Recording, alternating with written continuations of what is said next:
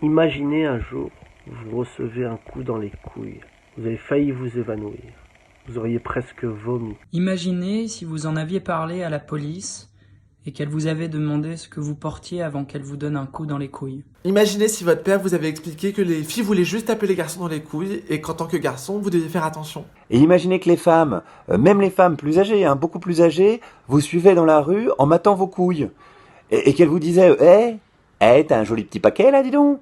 Imaginez que vous alliez à l'église et que l'on vous disait que Dieu avait créé les filles pour qu'elles désirent votre corps, alors vous deviez absolument protéger vos couilles à tout prix. Faudrait que tu les mettes un peu plus en valeur, tes couilles. Tu sais que t'as des belles couilles, c'est bien qu'on les voit. Imaginez si vous aviez commencé à passer votre vie à planifier d'éviter les coups de pied dans les couilles.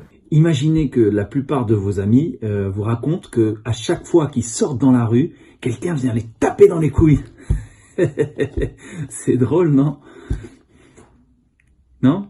Imaginez si certaines lois disaient que si une femme donnait un coup de pied dans les couilles de son mari, ce n'était pas une agression. Imaginez que aucun de ses amis n'ait jamais osé en parler à quelqu'un d'autre. Je sais pas. Ça les gêne. Ils ont honte. Imaginez si une femme se présentait à la présidence des États-Unis. Imaginez si un enregistrement audio d'elle, qui se vantait d'avoir frappé régulièrement des hommes dans les couilles, était rendu public.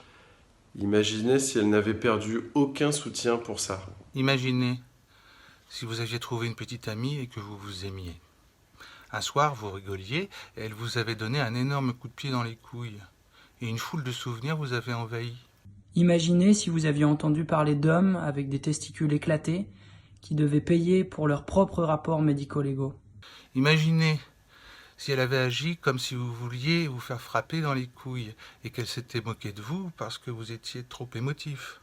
Imaginez si un jour les hommes commençaient à parler du fait que presque tous auraient été frappés dans les couilles. Imaginez. Soyez solidaires, les gars. Venez marcher samedi 24 novembre contre les violences sexuelles et sexistes. Parce que nous, les hommes, sommes les premiers concernés.